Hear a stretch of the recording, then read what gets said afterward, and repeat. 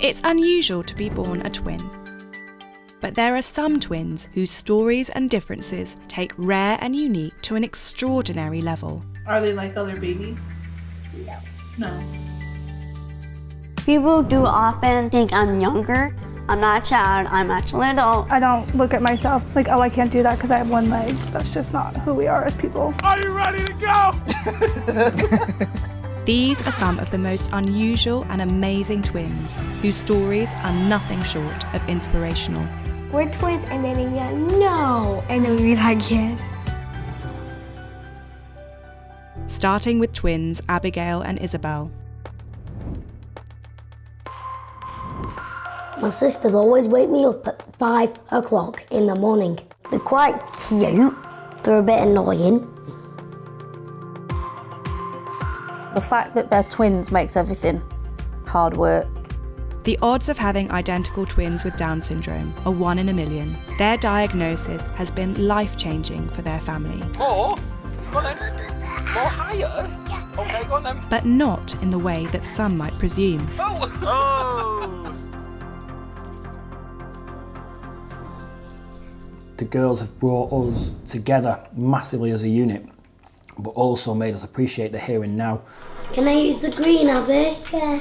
Where's the green? Down syndrome means that I have to help my sisters a bit more than if I had sisters with not Down syndrome, because they would be able to learn quicker than my sisters.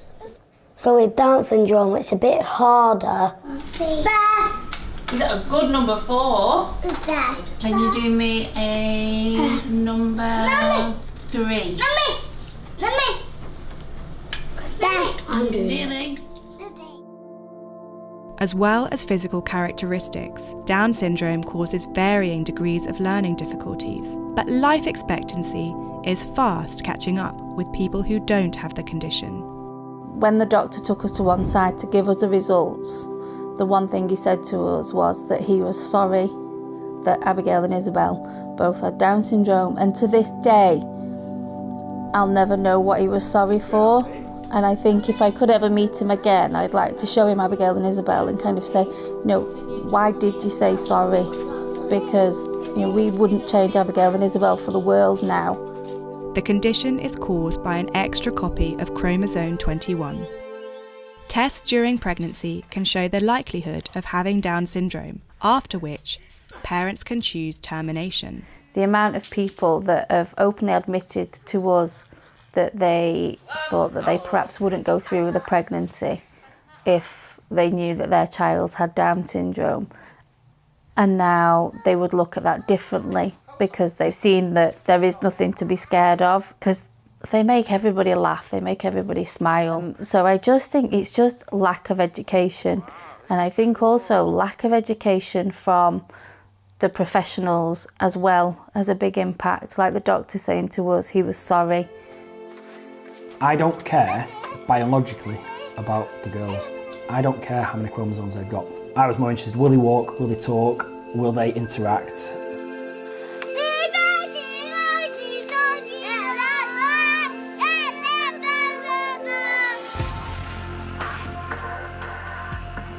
Now 5 years old, and the twins are attending mainstream school. I said from the day dot that we weren't just going to fester as a family and wait for things to happen. Their progress will be slower, but we will still set them goals. We will still push them to achieve.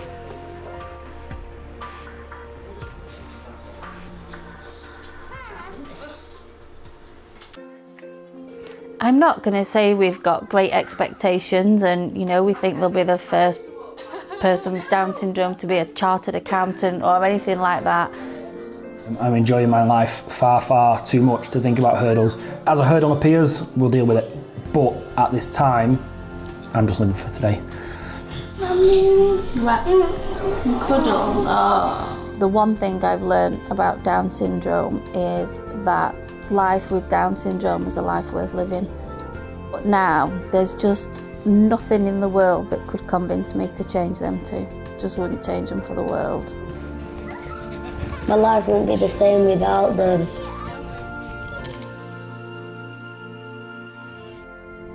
The next set of twins are part of a very rare number who were born conjoined. Hi. Hiyo. Hi. Boop. Hang on. Callie and Carter are omphallo-ischiopagus conjoined twins, meaning that they share from the stomach down into the pelvis area. It takes 2 people normally to wash them. Oh, is that cold? Ooh. This part's Callie, this part's Carter's. Their blood supply clashes together like 2 waves into one body. They have separate hearts, separate stomachs, separate heads, of course. And what else do they have separate? Personalities. They have separate personalities.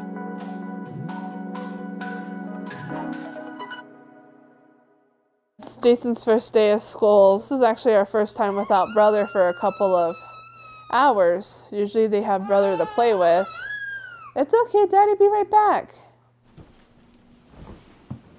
And so we can see the little faces a little bit. And this is the first ultrasound we had. This is the day that we found out they were possibly conjoined, July 15th. I do believe 10 weeks, 2 or 3 days as well. But that's when we 100% found out that they were conjoined, was in this picture. It just kind of like flipped us upside down. Yeah. They told us that they had high drops, which kills almost all the babies that get it, so.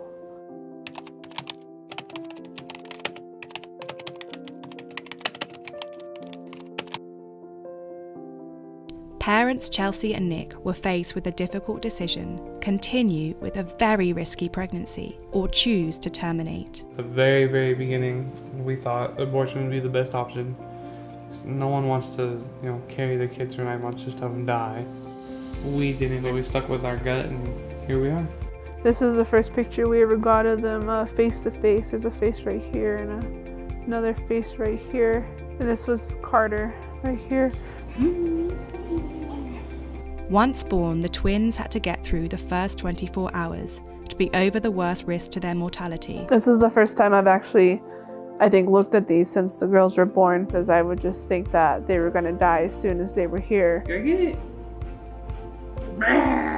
After the 24 hours, once they were born, Carter had a little bit of breathing problems, but they were doing good. I have 2 perfect babies. Like, a huge pressure was just removed from us, because now the dread of my babies are gonna die when they come out is gone, because they were here and they were here to stay.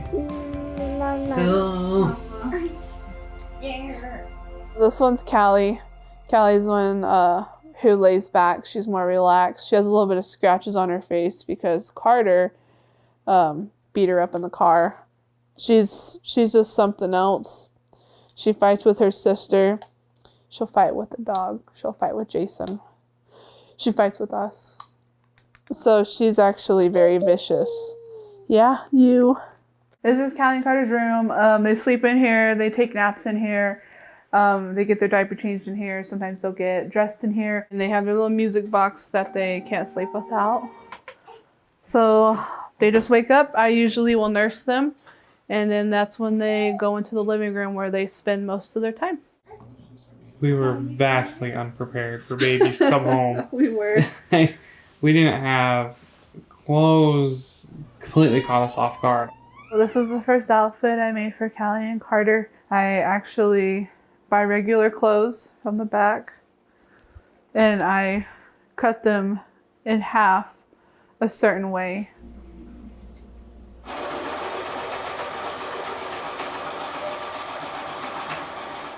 They like to play on the ground. They can scoot and get everywhere around the house.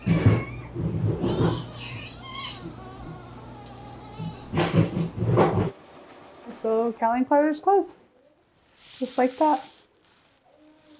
I've made about 20 pieces so far, I'd say. That's how much I've made. They like to venture into the kitchen and try to spill the dog food, but other than that, they just hang out here.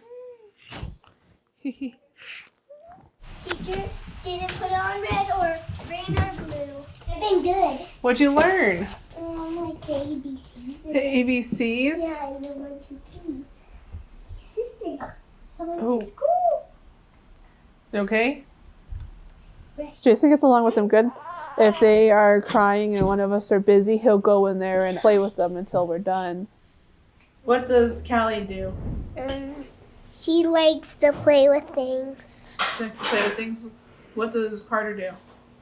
She scoots. She scoots. How many heads does Callie and Carter have? 2. Is that different? Yeah. Are Callie and Carter, what are Callie and Carter? Are they special? They're special.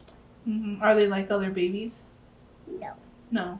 Like so many children who are born with unique attributes, those differences often result in judgment from members of the public. There's been old ladies who've been like, oh, God wouldn't have wanted those children alive. Some people just kind of stare.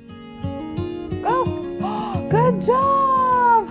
Push! They don't expect them to walk till about 4, but I honestly think it's going to be about 8. So we don't expect the coordination to start happening until they are a lot older. Yeah. Go get it. We don't feel comfortable separating the twins because they're going to be more unhealthy when we have them separated than they are right now. The only way we would do separation surgery for Callie and Carter is if a health issue arises or if they want to be separated. We want them to completely understand the risks. The girls' health is really good. They don't have to take any medication. They get like little colds here and there, like normal kids. Hopefully the future holds good things for them and that they are just happy in the skin that they're in and that they don't want to change because we love them the way they are. Just knowing that they're healthy and, you know, they're learning at an everyday rate. It's a good feeling knowing that to them, nothing's wrong. They're not afraid to do anything. McKenzie and Macy were also born conjoined, but unlike Callie and Carter, their parents chose to separate them when they were 9 months old. They now live separately, with one leg each. We're very best friends. Very. Really close.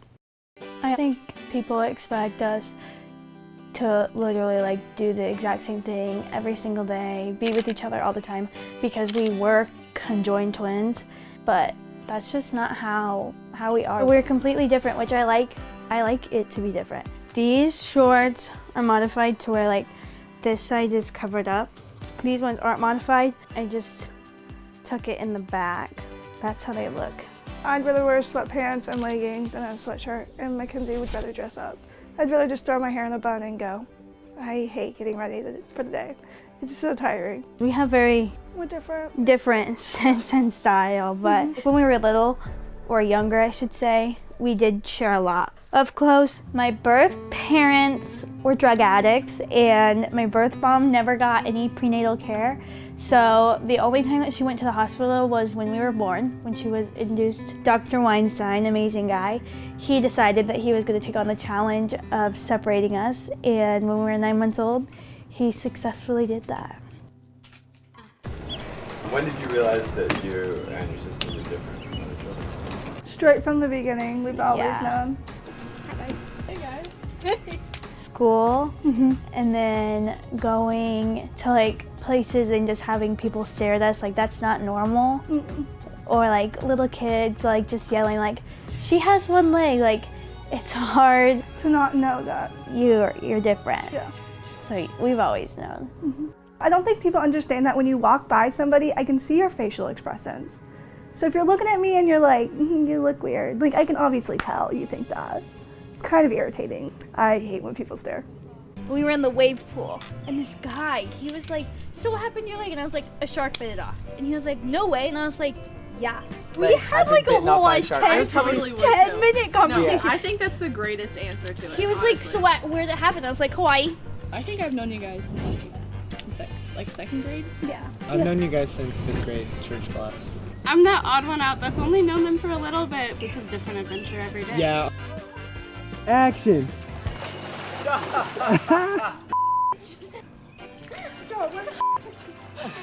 supposed to wait. It was action. I have to wait for Savannah. The twins have a lot of shared experiences being so close growing up, but they don't see eye to eye on everything. Has formerly conjoined twin ever impacted any relationships, friendships, or romantic relationships? I would say romantic relationships. I disagree. Okay. Wow, I'd love to hear from both of you about that. I'm in a relationship. I have been for 2 years, and they see me normal. I don't have an issue in that way. It doesn't affect my life. I think it's just a self-conscious thing. I just don't think a guy is looking for somebody who has a disability, so I don't think I'm good enough for anybody. So I guess it's like my problem. I don't put myself out there. So I'm kind of like just expecting the single life my whole entire life, which I'm totally cool with. That's not for me. I love my relationship. I can't believe that we only have a couple weeks left to be together until we go to different colleges. I agree. This year we're going to DMAC and we're going to be living separately, studying separate things. I decided that I need to do this one on my own. I also think it's going to give us more independence, which I'm looking forward to. We do depend on each other a lot, so I think just being able to be our own self and figuring out by ourselves is what I'm looking forward to. We talk every day, so I don't think it will be any different than what it is now. Being able to get our own opportunities as like individuals and showing people that we are different, like we're not the same just because we were conjoined twins. We don't need help. We can do pretty much everything that normal people can do. Even if you like have a difference or have a disability, you can like still do things. Mm-hmm. I don't look at myself like, oh, I can't do that because I have one leg. That's just not who we are as people. Sierra and Sienna are twins, but despite being identical, they are often mistaken for older and younger siblings. Sometimes whenever people find out that we're twins, they'll ask, oh, okay, but how old is she? So a lot of times, even after we've established that we're twins, they'll ask her if she's younger. Yeah. I'm like, that's how twin works. We're the exact same age. The twins share everything, but there is one thing that sets them apart from one another. Sienna was born with a rare genetic condition, and Sierra wasn't. I have what's called primordial dwarfism, which basically means I'm small and proportionate. Kind of like a child, but not. I'm not a child, I'm actually an adult. I just look like a child. Clarify that, people. When Sienna was born, they actually said that she would probably not make it past 24 hours. We got told that a lot. And then they said if she did survive, which they gave her a 10% chance of making it out of the hospital, they said that she would most likely be a vegetable. Sienna has a genesis of the corpus callosum, which is the membrane that separates your left and right hemisphere of your brain. They expected to cause her to be a vegetable. I think it's done something to her brain. I could give her a quarter, a dime, and a nickel, and she couldn't tell me that it's 40 cents. But when it comes to theology, you can read a Bible verse to her and she can break it down for you and tell you exactly what it means. I find that pretty wild, you know. Some of the simplest things she really has the hardest time grasping hold of.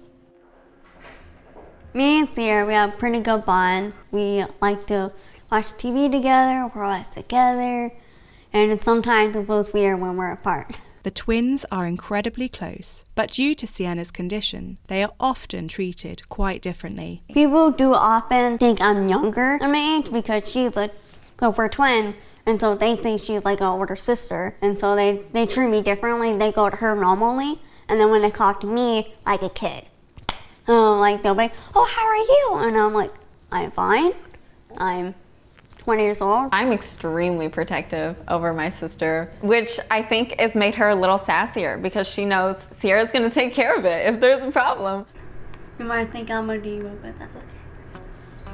The twins share a lot, but they both have pursued quite different passions. Sienna is all about Disney, all about mermaids.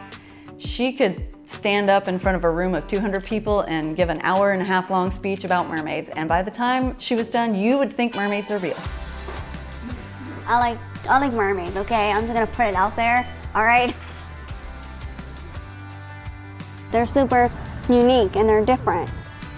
And then my tail, ooh, so they're kind of like two worlds. Well, they're like, they got the human and the fish world, so they're kind of the best of both. My sister taught me how to swim the first time, and then she taught me how to swim again. Because I forgot. My sister taught me to do a lot. My condition actually does make me cold a lot, so that's why I wear a jacket and like this. I'm wearing it because I get easily cold in cold water. I always wear layers of clothing when I swim, so that way I try to keep warm as much as possible.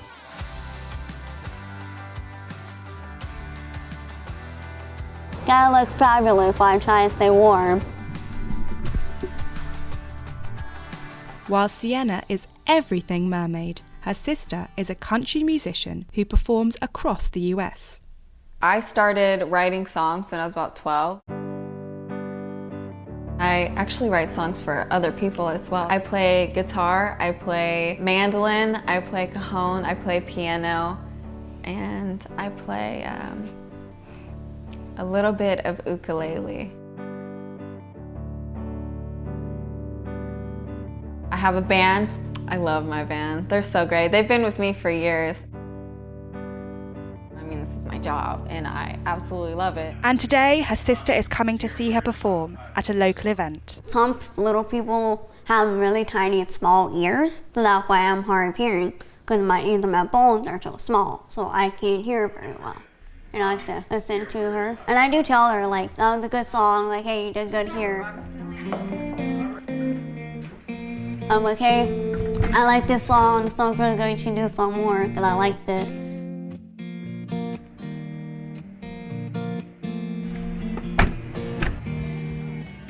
I want to graduate college and get a good degree, and I want to start a mermaid career eventually. She has days when she's literally said to me, you know, Dad, why did God make me so small? And I just said, Baby, because if he made you full size, you'd try to take over the world. As far as being proud of both Sierra and Sienna goes, I've never been more proud. I always tell people, like, follow your heart, what your heart tells you. That's what I'm trying to know. I'm trying to follow where my heart leads me.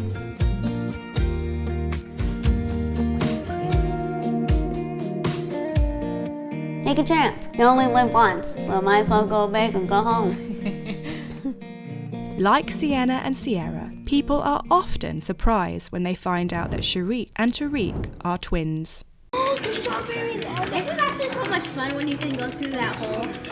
Oh no, oh no, oh no. Okay. People sometimes don't believe we are twins. People always like come up to us and be like, oh my god, you guys are so cute, I love your outfits. And then we say, thank you, and then we be like, we're twins, and then they be like, no, and then we be like, yes. I'm looking at my things, my shop. I died. That was different, like totally different. He's more funnier than me. And I'm just kind of calm, I don't know. I sometimes annoy people all the time, but it's okay. We have 9-year-old twins, and they were born different. My daughter Sheree, she has albinism, but my son Tariq, he doesn't. And that was a shocker for us once they were born. Albinism means you just have no pigment in your hair, your skin, or your eyes. So you're very sensitive to the sun. Very rare. For having a child with albinism, I believe is 1 out of 75. Despite the chances of being born with albinism being incredibly rare, Tariq isn't the only child in the family to be born with the condition. When the twins were born, I was in elementary school. And basically, like, I was so excited because I wanted one to come out looking like me. I didn't care who it was, just somebody come out looking like me. And I was like, oh my gosh, she looks just like me. I started crying. That was the best moment ever, man. Awesome. My daughter Shatarius, she had bullying, people, you know, call her names. I think she had somebody spit at her before. It was really hard for her. I was like, Mommy, I don't understand why these kids like are treating me like this, because at home I got the love, but it's like when I went outside of home, it was a whole different environment. Of course, we were worried about Tariq's, being bullied, and the same things that Shatira went through, what she was facing outside the doors of our house. We were worried about that. My sister helped me with my albinism because she comforted me and she helped me because I used to be kind of shy, but now I just like to make friends a lot. Because of their unique looks, the twins and their sister have an exciting event coming up. We're getting ready to go to Houston, Texas. The twins and Shataria have been chosen to be a part of the Skin I'm In 2019 exhibition and gala by celebrity photographer Pharrell Phelps. We haven't seen the photos, so we're really excited to see what he's done with them. I'm super excited to go to the Skin I'm In exhibition. I feel like it's gonna be awesome. Amazing to be in a room with everybody that shares something in common. I haven't got to see the pictures yet, so I can't wait to see them. I'm super stoked. When I look in the mirror, I see somebody who has came a long way, and my eyebrows are blonde, my eyelashes are blonde, everything is blonde, and I used to hate that. But now I look in the mirror and I'm like, yes, you're cute. Are you nervous or excited about seeing the photos? I'm excited. I'm both nervous and excited to see how it is.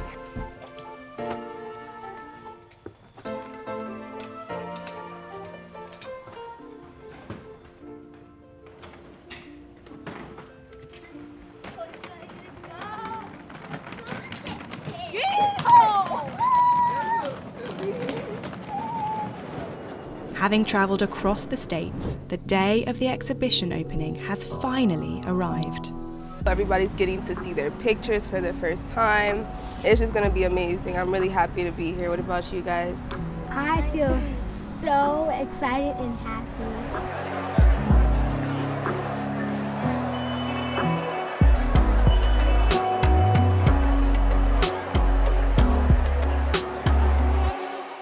I always want to do things that make a difference and impact the world.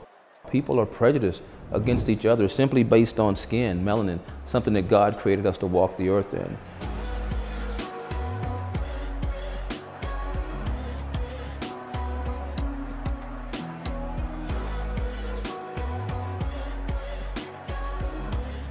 The very same thing that they were ridiculed about, ostracized about, they're being highlighted. You and I can't be a part of this show because we don't have differences. Well, I feel amazing right now. Today was great. Oh my God, I met so many cool people. We talked, like it felt like we were a family. Seeing my pictures, man, I almost cried. But they look super amazing. I'm just really happy I got to be a part of this, and it's just so cool. When you talk about acceptance, and we talk about the Skin I'm In project, I want everybody to be accepted, for their uniqueness, and not necessarily the cookie cutter type, but uniquely beautiful people. I want the modeling industry to change. I want the commercial industry to change. You learn more when you can see the variations of people that exist in the world. I'm very proud of them accepting who they are. That's what I'm most proud of.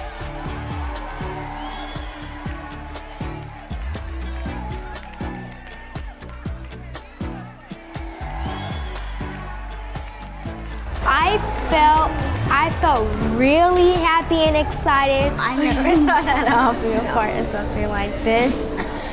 I just thought I was just a regular person. Yeah, we're just normal people. Yeah. Lucy and Zoe are twins who share a condition that is so rare, only 800 people in the world have it. This is my blusher brush, which I can also do my mascara with, that goes onto this wee end. It's not obviously very professional looking, but it works for me, and it gives me that little bit of independence that we all need. Living with FOP is quite hard, but I have my twin sister Lucy who has exactly the same thing and makes life a lot easier. You're late! Sorry. Come on in. If you could fix my hair, I would be really grateful. That's fine. Thank you. Do you want to just do it in the kitchen? Yes. All right, perfect. FOP is one of the rarest conditions in the world, and cases of twins both being born with the condition are even more rare. FOP is a genetic condition where your muscles, tendons and ligaments all turn to bone if you bump them. So like your body is slowly turning to bone and you're frozen like a statue. I don't really like that saying, but it's kind of true. It just completely slowly takes away your mobility, what you have. So we just have to take every day as it comes and appreciate every day. And just live it. Yeah. So Lucy helps me with a lot of tasks. She would help me with my hair and she would help me go into the toilet because I can't pull up my own trousers. And vice versa, I'm Lucy's taxi because I can drive and Lucy can't. So it makes, we make the perfect team, don't we? Zoe would definitely be more affected than me, but it's because like we've had different injuries throughout the years. Zoe can't walk, she can't feed herself. Like I this can. is how far I can reach. I can't reach up any further than that with both hands. I look like a robot. We are very grateful to have each other. Yeah, no. It'd be very lonely if we didn't have each other, I think. Wouldn't it? It'd be quiet, it might be nice. 8 years old when we were diagnosed with FOP. You didn't have like, your first flare-up really till you were 10. Yeah. Starts really early childhood. Starts really, really young, like from birth. Whereas we had a good length of time without anything, which I think was good. I think it's affected us both differently as adults because we've had like different injuries. So I've fallen, broke my arm and I've broken my leg, so I can't walk, but I use crutches and a wheelchair for longer distances, and like, you can still walk and feed yourself. Lucy and I both create content for Instagram and we create content for brands, and we just love taking pictures, don't we? The beach also has the best lighting.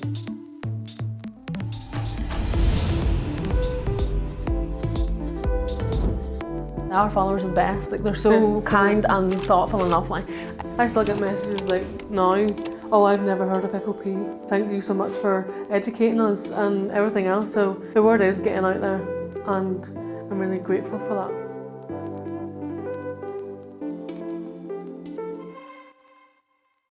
I'm not really sure what the future's going to hold. FOP wise, we're just going to love life and live life and just see what happens. But live every day as it comes. I would say that the biggest life lesson for both of us is to be patient with yourself, with the people that are helping you. You have to just, this is my favourite saying, you just have to have courage for the things you can't change, because if you don't, you will drive yourself crazy. Yeah, you will. Pretty much. You have to stay positive.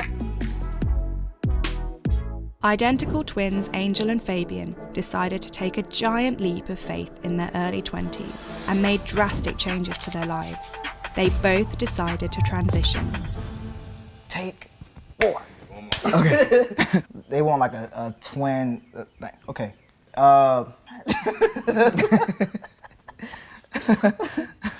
We are female to male transgender.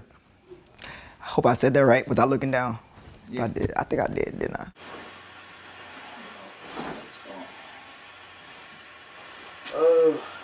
My female name was Faisha Griffin, and I wanted to keep the F in my name because I want to keep that attachment to that name so I won't forget who I once was. I'm getting in line now. Okay, all right, so I'll see you like in like, what, 10, 15 minutes? Yeah. All right. Okay. I feel like Angel was a unisex name, so it's a boy and a girl's name. Growing up, the twins knew they felt different to other young girls. We had a normal childhood. I can't say it was good or bad. I think we were like 10 or 11 years old. Like we knew that we wasn't happy.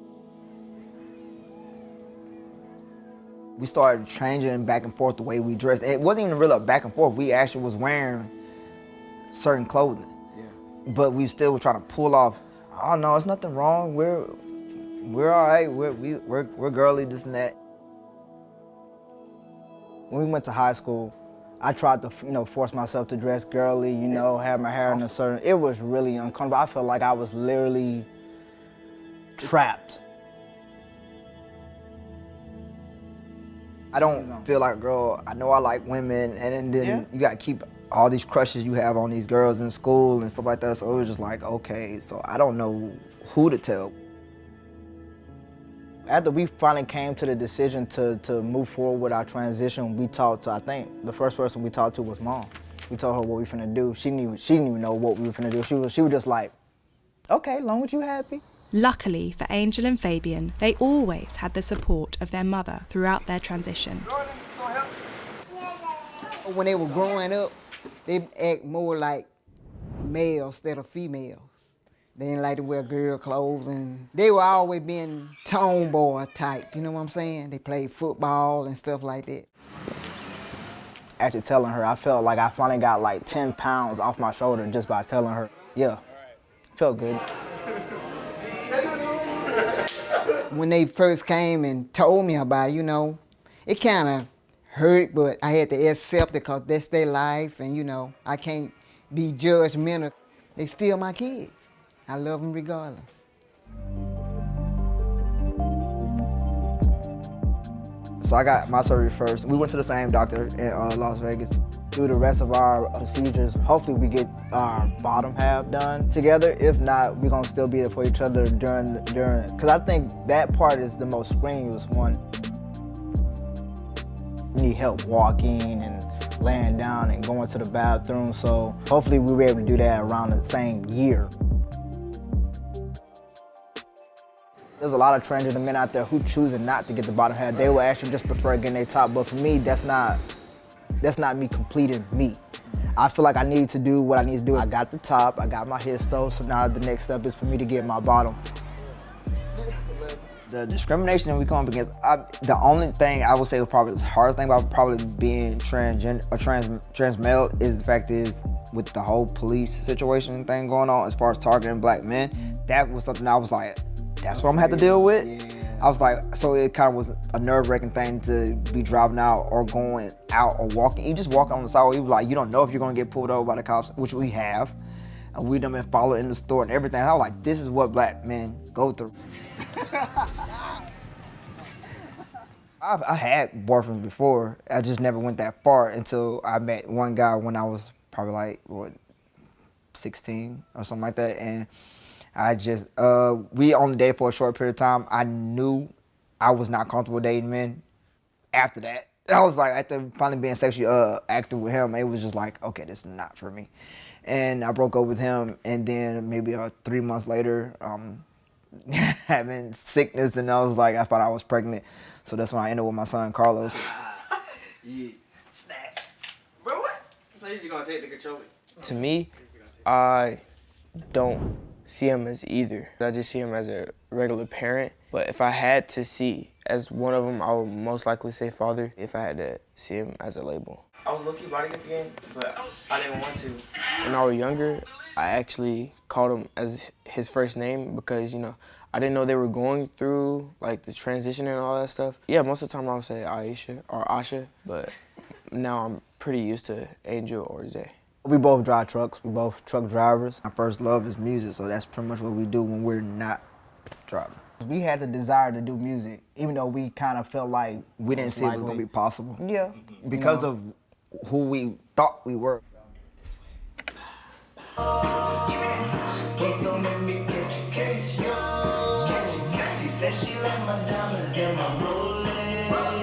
Being transgender and being somebody of color, I definitely want to knock down them stereotypes because the African American community got so much crap to say about people they do not understand. People think transgenders are here for their entertainment, and we're not here for your entertainment. Okay, you know we exist, you know we're here, so now get to know us, understand us, and the reason for our choices. I was born at 7:31 a.m. on January 17th, 1999. I was born at 7:30 in the morning, so growing up, we've always had this little competition where I celebrate my birthday 1 minute before him. While Angelo just stands there looking sad, but when my 1 minute comes up, once his minute comes, he makes sure I hear it. So. Twins Calvin and Angelo both struggled with obesity when they were younger. Growing up, we were always the big kids. What made us get that big in the first place? I really think that it was from our dad going to jail. We just ate whatever we wanted, eating, because we're filling in a void that our dad was missing in our life. Our mom worked a lot. Most of the days, she's off work at 5 o'clock at night. She would come home, bring us home whatever we'd ask for, because that was her best way of showing she loved us. I'd probably eat like close to like 8,000 to 7,000 calories a day, not even noticing it. Every day, just putting on more weight, putting on more weight, putting on more weight. Yeah. We played football so much, you know? Being overweight in school, I mean, everybody would try to pick digs at us. And especially football teammates, like that was really who we got a lot of hate from. That's pretty much all we got. Yeah. It is what it is. I decided to change my life. I had gotten a job doing landscaping, and we're in the back digging this 15 by 15 foot pond at this old lady's home. And I remember just thinking, I wonder what I can look like by the time I graduate high school. So it became a point where he wasn't even like doing the job, he was working out. We went back to school. And everybody had noticed he lost like 50 pounds. And then if anything, I gained more weight. And people were like, dang, like you're still fat. Like why is your brother so much less than you? November 2016, I just decided to go to the gym with him one day. And by December, I lost 50 pounds. I'm like, oh yeah, we're gone, we're doing it. Like, let's get it. My highest weight was 350. And then my lowest weight was 190. Yeah, 160 pounds right there. At my heaviest weight, I was 325 pounds, and at my lowest, I was 185. I lost 140 pounds overall. So we got my mom right here. She's cooking up some beets for us. So our mom was obese, but she got gastric bypass surgery. She's lost weight, so now she looks how she looks now. When they were younger and I fed them, it was fast food. It was whatever they asked for. So it was kind of just get them fed, get them full. So we're thinking a lot more about our food and our bodies now. And thankful that we're just learning a lot here from my mom and how she gets down in the kitchen. The twins then decided that they wanted to use what they'd learned about weight loss to inspire others to do the same. My name is Calvin. My name is Angelo. We lost combined 290 pounds. Now it is our life mission to show you how to do the same thing. So how we started the Vision Twins. Everybody, welcome to the Vision Twins. 30 minutes workout. We were actually in like 2018. Everybody's telling us, you guys gotta like go on YouTube. You guys are crazy awesome. Like your story needs to be heard by people. I starved for like a couple months just to save this money, but I bought a laptop, I bought a camera, and then was the Vision Twins came. No insecurities allowed. Take them off. Let it shine. Let the loose skin shine. Come on. So I think one reason why people love what we do is that we are so vulnerable with our loose skin. We show it off like it's nothing. Finisher! We decided to go with the name Vision Twins because it feels encompasses really who we are. It's not about just what you do, it's about how you live life. What I love about their show is the energy that they bring and the contagiousness. It's just pretty fun. It's been a crazy journey. Our workout routines and how we've come up with them up until this point. Pretty good in this outfit, man. That's all I got. Oh my gosh. Could you guess what our costume is? Take a wild guess. You're right, 80s gym instructors. That's exactly what we're going for. That's exactly who we are. We're gonna have fun. We're gonna be playing some 80s retro music. We go live on our Instagram Monday through Friday at 7 o'clock Pacific Standard Time. All you need is a smile and 5 feet of space. Let's go! We're really here to help out other people. We are the Vision Twins, and we lost combined 290 pounds together. Wait, Calvin, remember. You did the math wrong.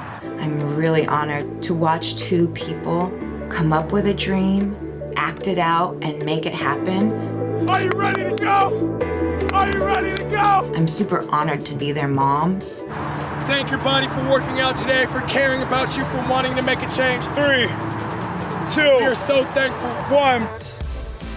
Within the next 5 years, we see ourselves going international with our workouts, teaching other underprivileged kids how to lose weight. I just want to help the whole world lose weight, as well as change their lives and spread positivity. Don't wait, lose weight.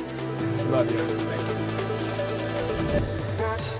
Do you know a set of twins with an amazing story to tell? If so, get in touch. And please like and subscribe if you enjoyed the video and want to see more like it.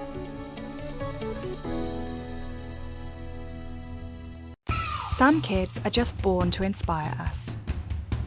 Yeah! And no one does that better than this group of amazing young people.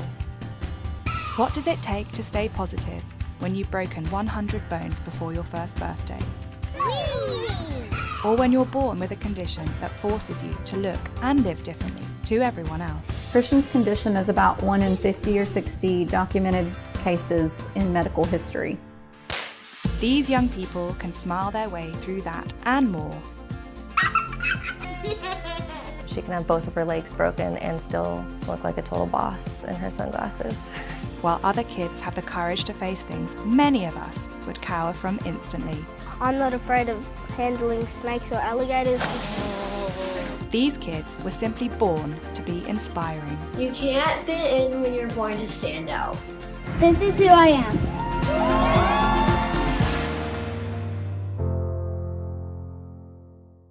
Starting with Zoe, who was born with a rare condition that makes her bones so fragile, even the smallest of knocks or a wrong move can cause them to shatter or break instantly. Zoe has broken countless bones. We stopped counting because it's pointless. Does it hurt when you break a bone? Yeah. Zoe's condition is osteogenesis imperfecta, which means brittle bones, and it has nothing to do with calcium deficiency, which is the most common suggestion I hear from strangers. Have you tried giving her calcium supplements? You want to give her some milk? Like, thanks. She's going to be 7 years old. I haven't tried that. This shade of pink. We were told it was a 1 in 50,000 chance for it to happen to her. She has a mutation in her DNA which causes her OI, and we were told that it was nothing that either of us did or have ever done. The first time Zoe's parents had any sense of something being seriously wrong was during a routine scan while Chelsea was pregnant. We were doing a 4D ultrasound, and they were able to see her multiple fractures that were fresh and healing already. She had broken ribs. The arms and the legs were about 6 weeks behind what they should have been. So they told us that she had a really severe condition and that she possibly wouldn't make it until her birthday.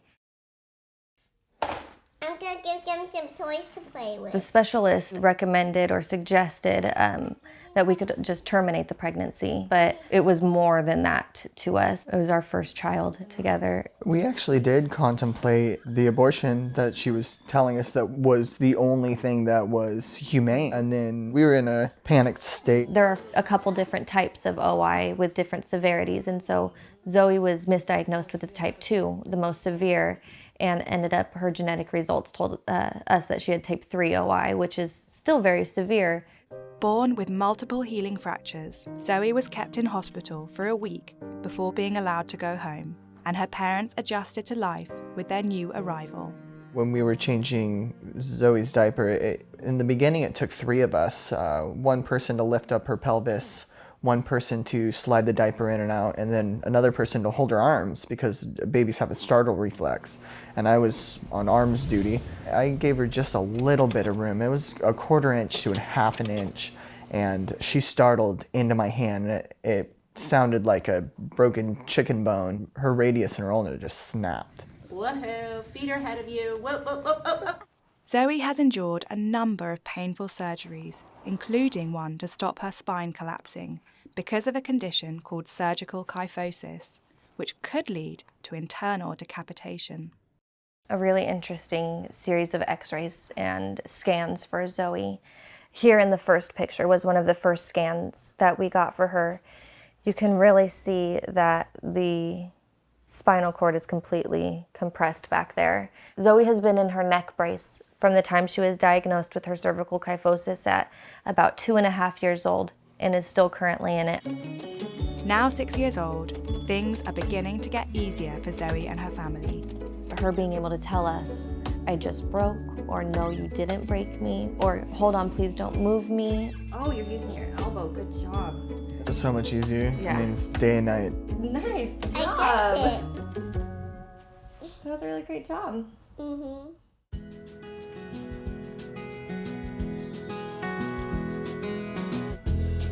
Today we came to Twinkle Park to have fun at the wheelchair accessible playground. Are you excited? Yeah. It's one of the only ones in Orange County that Zoe's able to play on because the ground is made out of foam instead of wood chips or sand. She, especially this playground, is able to do everything that the other kids are other than run on their feet, but she can race them just as fast in her wheelchair. 3, 2, 1.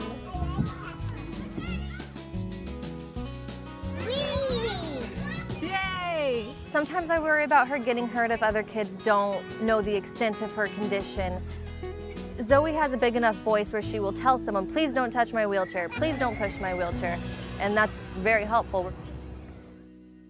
We have prescription Valium, prescription hydrocodone, just in case she does fracture, and all of the splinting supplies to do it ourselves. We've had that since she was an infant. We carry it with us in our bag everywhere we go. As well as regular physio to improve her quality of life, Zoe also has speech therapy. She has a little bit of some structural issues with her mouth. She's working to increase her clarity in her speech and also some of her language, some of her word orders and things like that, so that way she has more clarity when she's speaking and talking to her friends and family. Is Bailey gonna do speech with us today? Yeah. Okay, show me your S. Ooh, you remembered it right away. I like it. Zoe's amazing. She's so fun and she makes everything positive. I see the soup. Yep. What kind of soup? OI does not give you a shortened life expectancy. There's no cure for osteogenesis imperfecta. For now, I'm very grateful that there's at least treatments, because even 20 years ago, there wasn't as many. Despite the challenges she faces, Zoe's parents are confident that her tenacity and charm will guarantee her a bright future. In the future, I hope that Zoe has just as well of an opportunity as everybody else. Meow. Meow. From brittle bones to a young girl who was born with her heart in the wrong place, literally. My condition is called pentology of control. It basically means that my heart is outside of my rib cage, so it's not protected by my rib cage anymore. There's no known reason why Versavia's heart is outside of her chest. We don't know what caused this condition. They just pulled out the feeding tube of your nose. I remember I was crying so much about that because you was crying a lot. And that was hard times, really.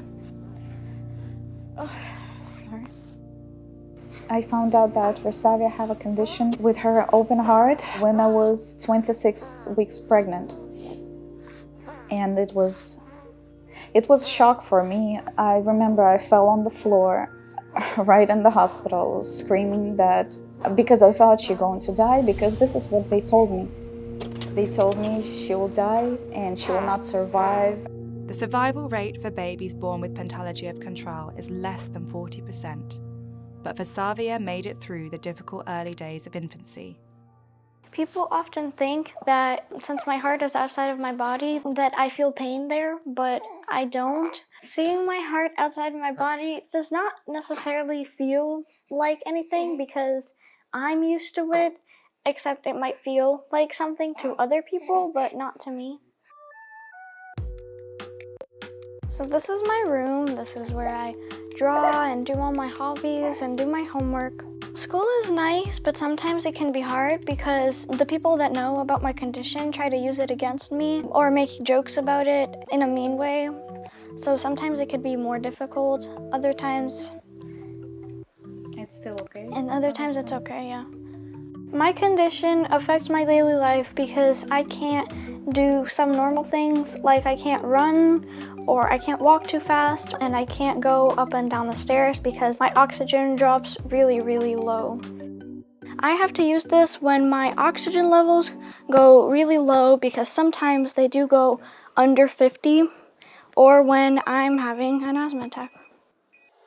I think a big misunderstanding is that I'm really, really fragile or that I'm always in pain, but I'm generally really happy in life. My mom and I decided to start posting on Instagram about my condition. It's important for me to spread awareness because there are a few others out there that also have similar conditions to me, and if they want help from like doctors on it, people should know more about it so that they would learn how to help it or treat it or something along those lines.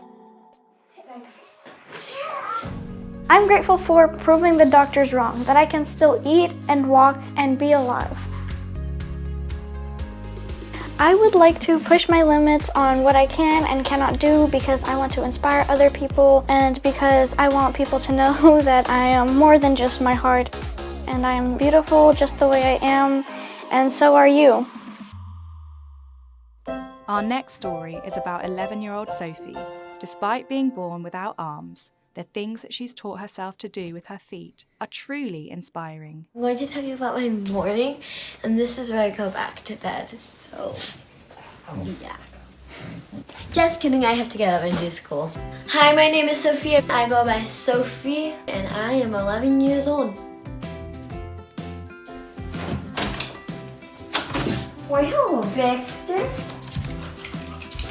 I am in 5th grade. I have an obsession for horses, and I have a new dog, and his name is Baxter. Doing braids with just 2 toes is pretty hard, so I like having Jessie doing my hair. So I'm going to start out with some breakfast.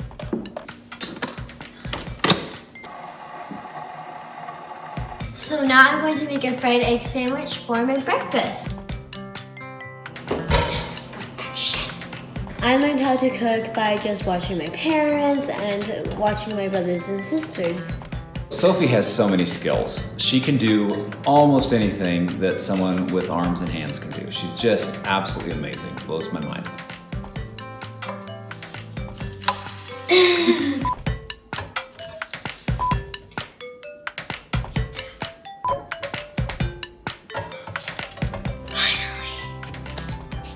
So I did wash my feet, but I'm going to hand sanitize, or should I say foot sanitize.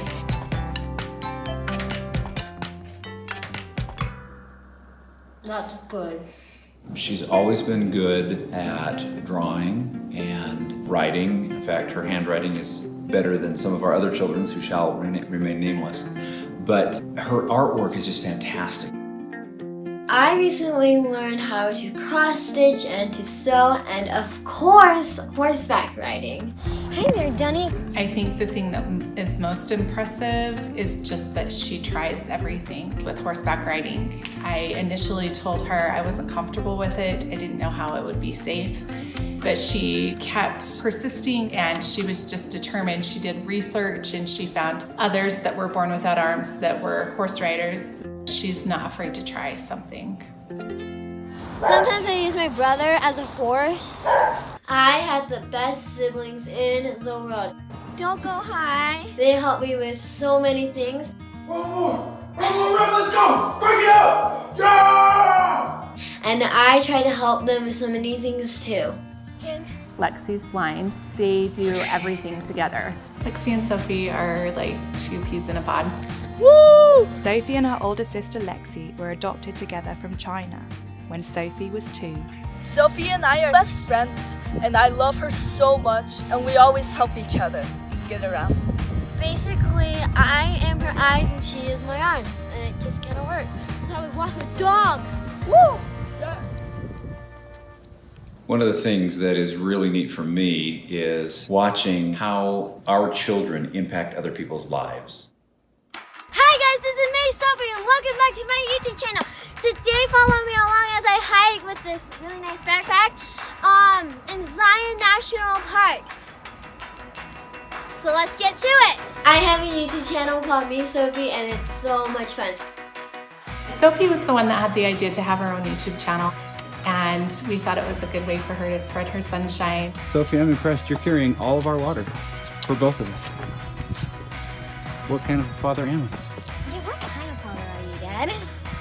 A lot of people say a lot of nice things, which makes me feel really good about myself.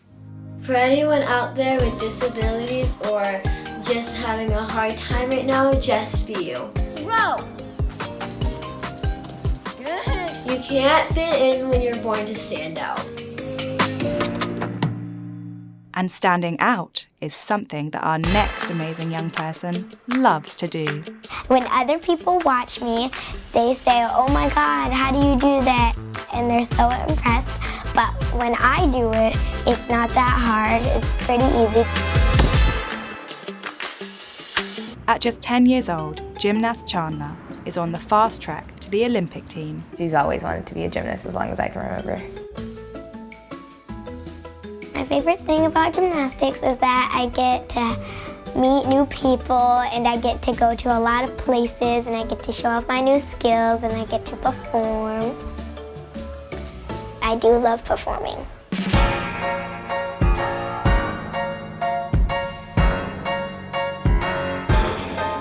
On the floor I get to perform more and show off all my cool dance moves and personality.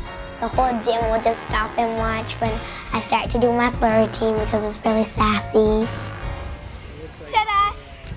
Chandler started gymnastics quite some time ago. I would say about 6 years ago when she was about 3-4 years old.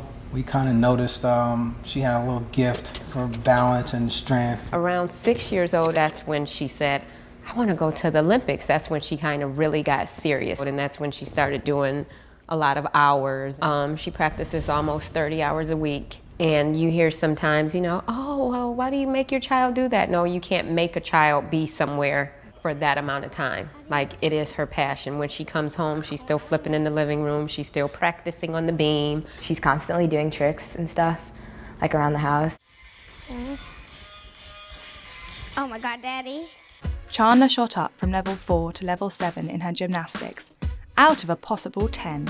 With numerous competitions under her belt, Chandler is already on the invite list to the US national squad. Oh my God, that's the most thing I've ever done in my whole life. I did fine. At this rate, the Olympic team should be very much within her reach. While many kids love animals, this young man has built up a particular passion for some of the deadliest creatures on the planet. I like alligators because they launch out of the water, and you know when they're launching out of the water in clear water, but sometimes when they're not in clear water they wiggle their tail and you can't see them, and so sometimes they launch and eat you. I'm Charlie, I'm 8 years old and I like to play with alligators, snakes and lizards and frogs. My passion with animals first started when I holded my first snake when I was 1, when I was a baby. My favourite snake is the reticulated python because they squeeze their prey. What does it feel like? Feels smooth. I'm not afraid of handling snakes or alligators because I've worked with them my whole life and I build up a trust to them.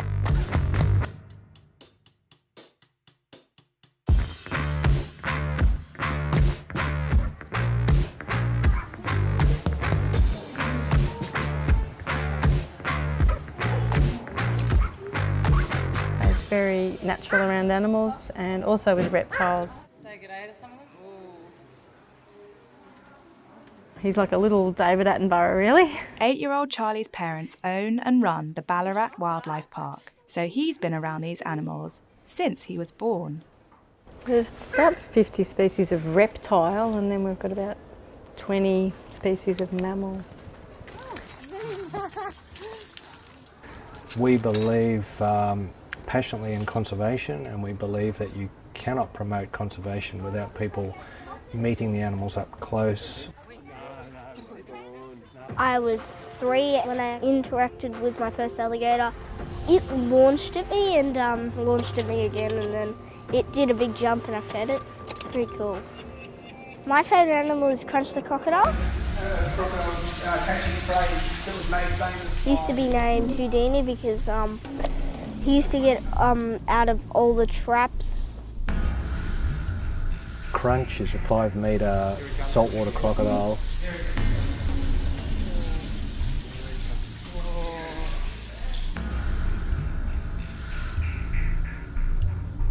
It probably weighs around about 700 kilos.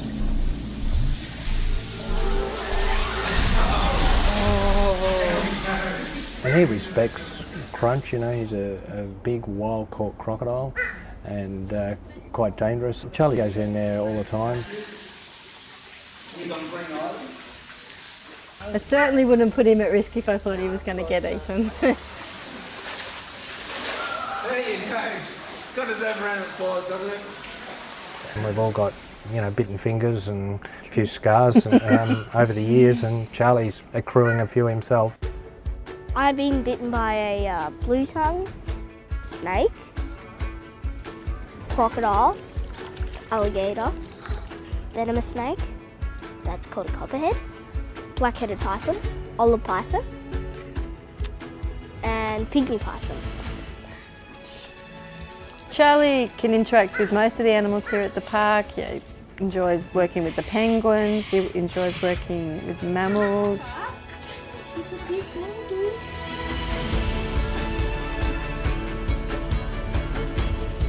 And mainly the reptiles.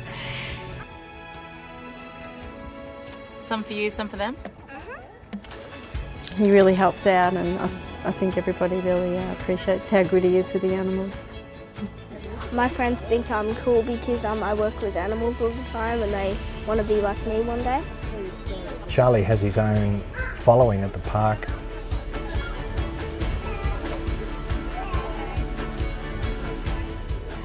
Yeah, when people see me, they're amazed because I'm so young. When I grow up, I want to be a professional zookeeper. Like Steve Irwin. Like Charlie, Rebecca has always known what she wanted, and that was to be who she felt she really was, a girl. My name's Jamie and I am married.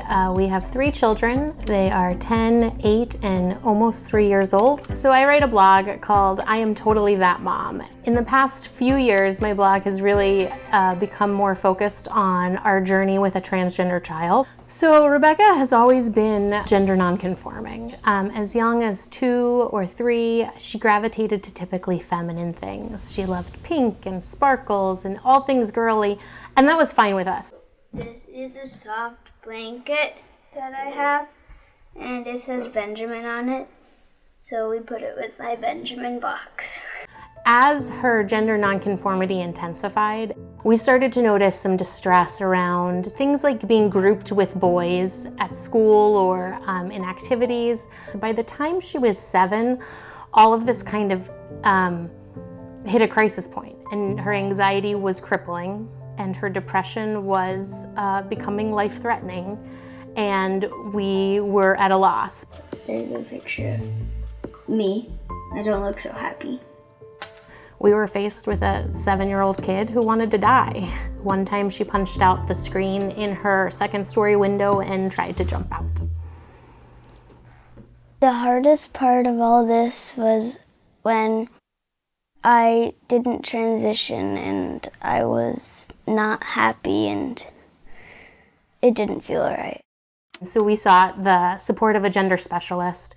And so through conversations there, Rebecca came to tell us, no, this is definitely me. I'm a girl. I'm a girl in my head and my heart. I felt like I was a girl because I liked the color pink and I liked girls' clothes and how they wore their hair and stuff. Having confirmed to her parents who she felt she was, Rebecca began to live her life as a girl. At the time, it was the happiest I'd ever seen her, frolicking through the girls section of the clothing store, picking out clothes and seeing what she liked. She was just a different kid. It was like a cloud lifted. It feels good to have like a sister instead of a brother, since I already have a baby brother and I think a big brother would just be too much for me.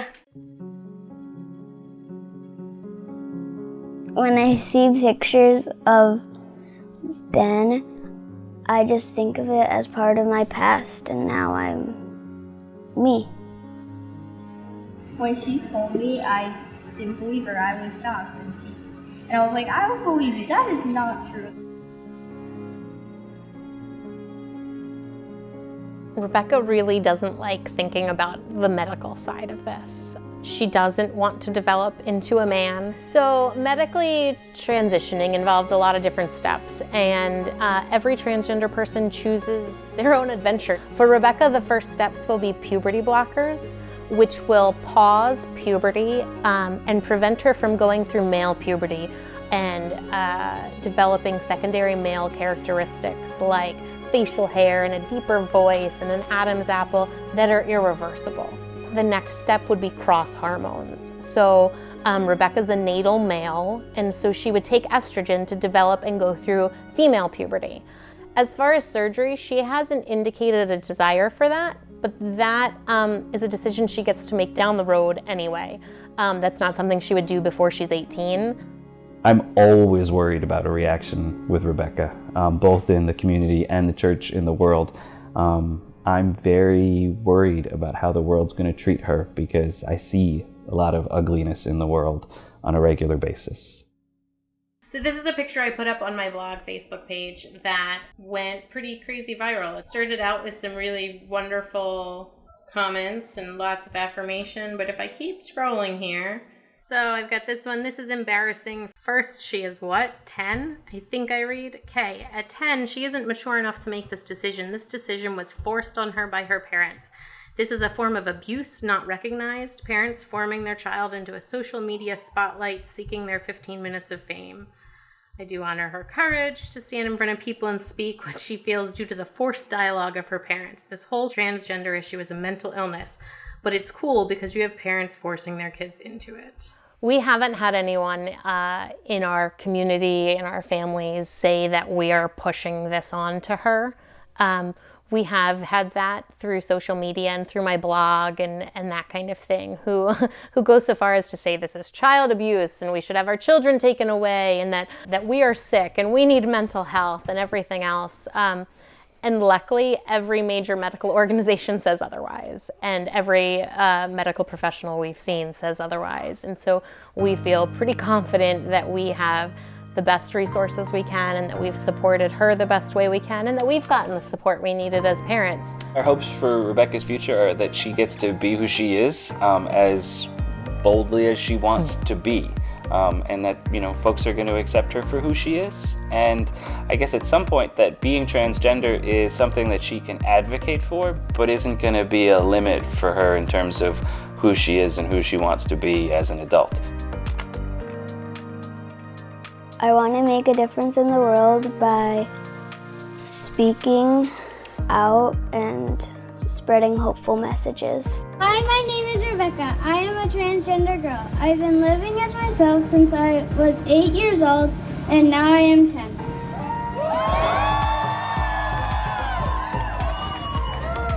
This is who I am. My friends don't even believe me when I tell them that I'm transgender. I'm just a girl. I want to send the message of you are not alone and you are safe to other transgender kids. Parents of 18-month-old Gavin have become advocates for their son because of a rare condition he was born with. Who's that? Okay, yeah. One thing everybody says when they meet Gavin is that he is the happiest kid that you'll ever meet. I mean, everything that he's gone through, you'd think that he would be somewhat down and, have an attitude, but he's always happy, always smiling, always laughing. Giddy. Giddy. We didn't know what this condition needed or how to treat it. It's not like any normal condition, it's super rare. To get sideways. Good job. Lymphatic malformation is an abnormal growth of cysts within the head, face, neck, and it could even happen in wherever there is lymphatic vessels. And it occurs in only 1 in every 4,000 births. So we first discovered that Gavin was going to be born different when we went to our 18-week anatomy scan. We were there to figure out if he was a boy or a girl, and obviously to measure all of his limbs and heart. Crazy fro. The doctor came in, she started doing her scan, and she looked at us and told us, he has some sort of mass, and she said it might be what's called a cystic hygroma or lymphatic malformation. When I first found out that Gavin would be different, I was terrified. I didn't know what to think. When he was born, his mass was a lot more severe than what they expected it to be. When we saw his, we were like, damn, that's nothing like we had ever seen. And the doctors were even, I think while we had so much care, the doctors were like, that's the worst we've seen in 10 years. So that was scary in itself. I first saw him, and you can see like the machines behind him, but I wasn't crying, I wasn't, upset. That was him. That was my baby. Everything was worth bringing him home, because as a parent, of course you don't want to see your child going through that, but at the same time, it's just who he is. That's who he is. That's Gavin's story. Bringing baby home. Oh, big Dicky. Here we go. Oh, it'll be grumpy. Adjusting to life with Gavin has meant that parents Victoria and Joseph have had to get used to more than just the medical side of caring for a child with a rare condition.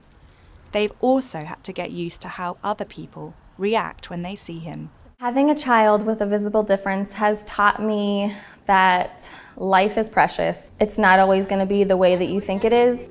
For me, I don't really think that he looks different, and it doesn't really bother me. I guess now we're on the other side of the spectrum versus seeing somebody's child look different. I think now I'm more so like, you never know their story. When people stare at Gavin in public, I don't really pay any attention to it. I've had people come up to me and ask, and I think they want to ask what's wrong with him, but they just don't know how. So they'll be like, how old is he? And he's so cute, but they just don't know how to, I guess, approach the situation. But if they just say, hey, what condition does he have? That's all right. Just ask. Honestly, I'm not gonna get offended. I want to raise awareness. By sharing Gavin's medical adventure on social media, it has opened so many doors for, raising awareness. I've had moms contact me with their children who have lymphatic malformation, and they don't know what treatment to go with, or they'd ask me for advice, and hopefully they didn't feel as helpless as we did when we first started out. There's Grandpa. There's Grandpa. Victoria turned 29 a couple days ago. It's actually your first birthday. With him home. With him home. This time last year we were still in the hospital, so this is the first one we were, both of our birthdays we were able to celebrate at home. It's good to be home. It is. Oh, it's gonna go get you. She's gonna get you with the pickle. It's gonna get you. Happy birthday to you. Happy birthday to you. Through the hard parts of the journey allowed us to learn. When he was in the hospital, I always said we have to stay positive. I didn't want any negative energy in there.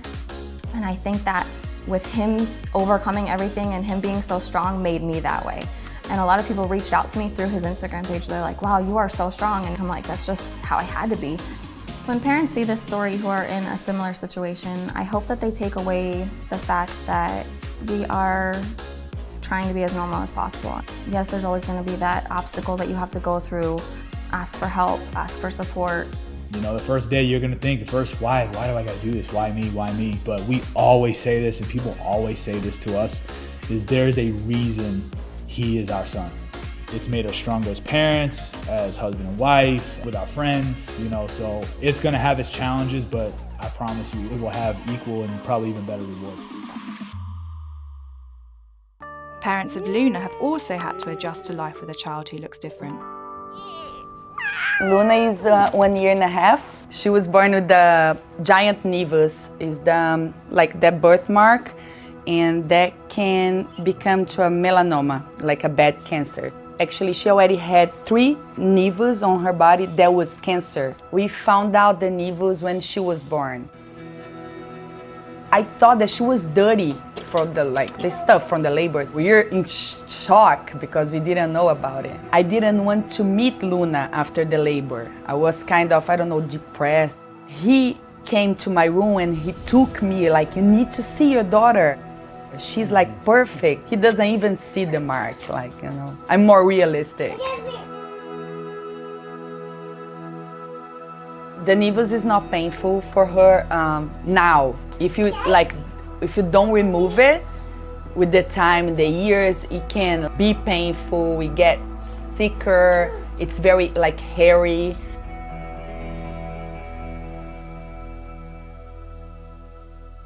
Vamos passar o creminho. Yay! Yay! Yay! Creminho. Just putting some moisturize on her body, like a lotion. Remove a lot of nevus on her body, so we need to be careful with that. We need to, the nevus is very dry, so. Luna's parents were unsure about whether they should try and remove or reduce her nevus, but an unpleasant experience forced them into an early decision about it. Yes, passa na barriguinha assim, ó. We didn't decide about the surgeries in the beginning. One day we went to a church with her and we faced a very bad bullying situation. Old lady called her a monster. She was like, I think 2 months old, and we decided that day at the church to take out the nevus. We chose like a doctor in New York, but he didn't accept Luna's health insurance, and the surgery would be $400,000. We went to Russia. We were there for 6 months. They did her forehead, her nose, the eyelid, and a little bit under her eyes.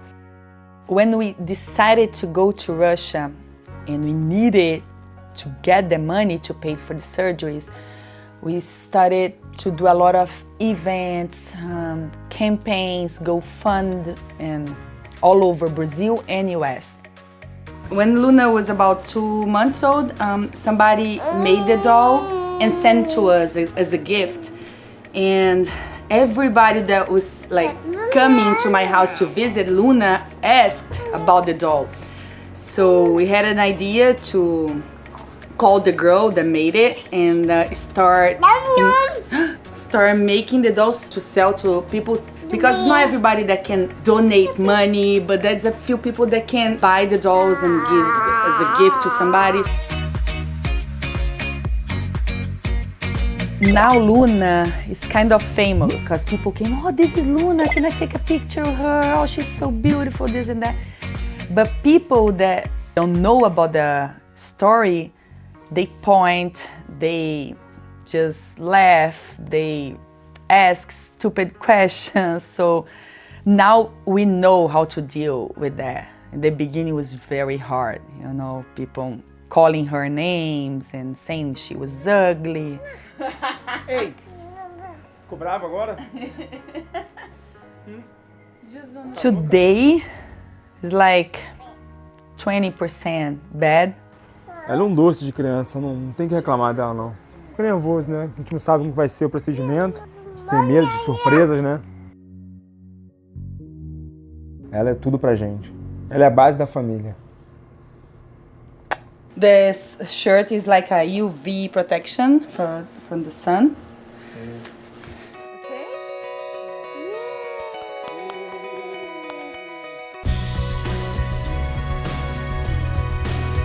Luna's condition, like for now that she's going through surgeries, she can't deal with the sunlight. But I mean, she's gonna have a normal life as soon as possible. She looks at the mirror all the time. She plays with her hair. She wants to put makeup on, but I don't think she realizes that she has something, you know. She's active. You can see she can't stop. She's super happy. A super happy girl all the time, playing, dancing. For her future, just want her to be happy.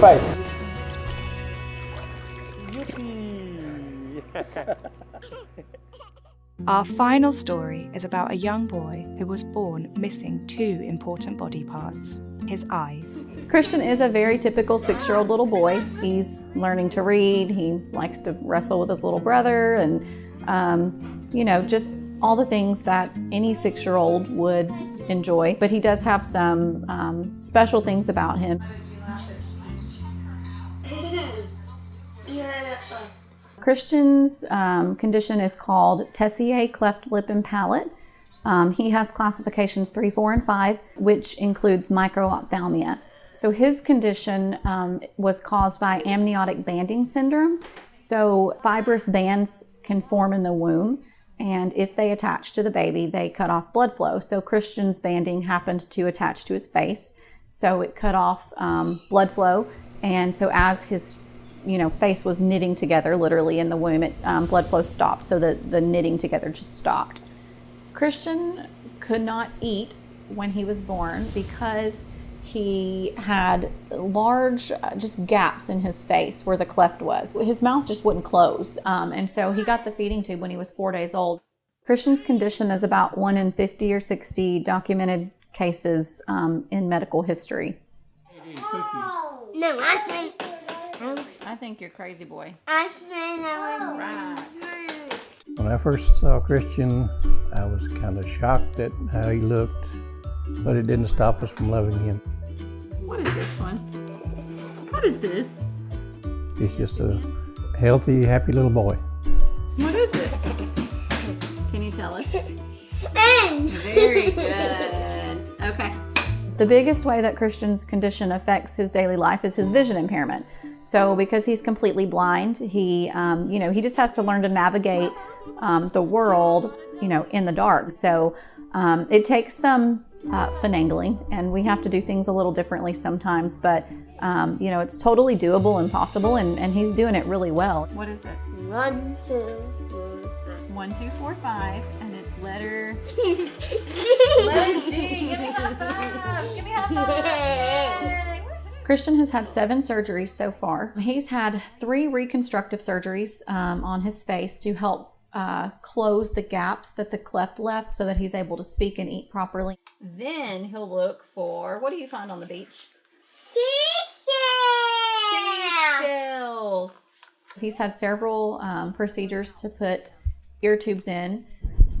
Christian's going to have a lot more surgeries in the future. That's just the nature of this beast. Now press down on the first string and let's see what it does. Ready? There you go. I think we need some rosin. Yeah, I think we need some rosin too. Oh, very good. Like so many of our stories, one of the most difficult things Christian's mum has had to adjust to is how other people respond to Christian in public. I was unaware of before Christian was born that there's this huge social stigma about being different, looking different. Most people didn't know how to handle somebody with that type of difference or how to be around them. Like the lady just a few weeks ago who blurted out, "Ew," he had no idea that it was directed at him. People coming up to us and going, "Oh, what's wrong with him?" And I just want to say, well, there's nothing wrong with him. Christian, do you like it when your mom helps you do things, or do you like to do things by yourself on your own? I like to do things on my own. Oh my gosh, like playing with friends. I would definitely describe Christian as independent. I remember a few years ago when he started saying, "I want to do it all by myself, Mommy." He's curious and he wants to explore the world and he's not afraid to do it, and I think that's a great thing. And Christian's desire for independence has led to some unexpected hobbies. Okay, good. Go! Easy. All right. Christian's first karate lesson, he sat in the middle of the gym floor in my lap crying.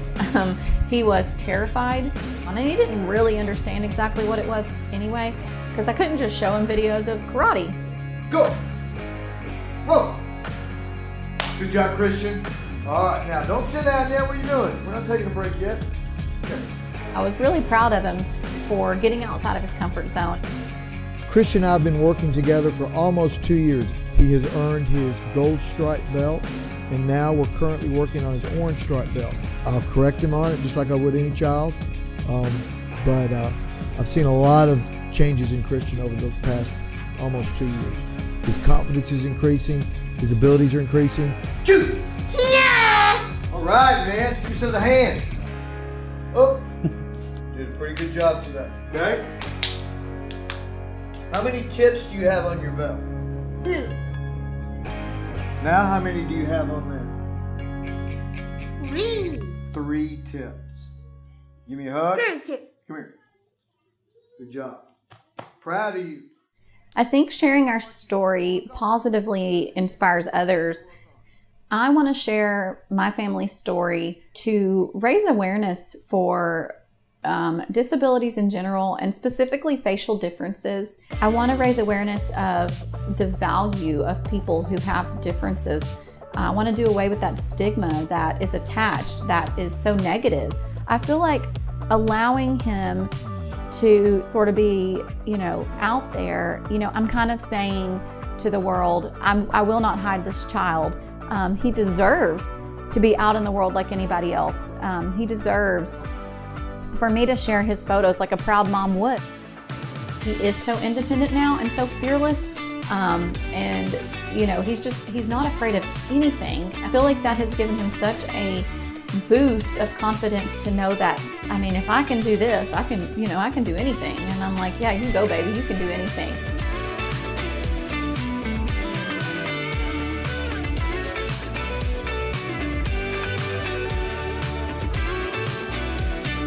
If you enjoyed watching these incredible stories, please like and subscribe now. Do you know an inspiring young person who would be at home amongst this group of incredible kids? If so, get in touch.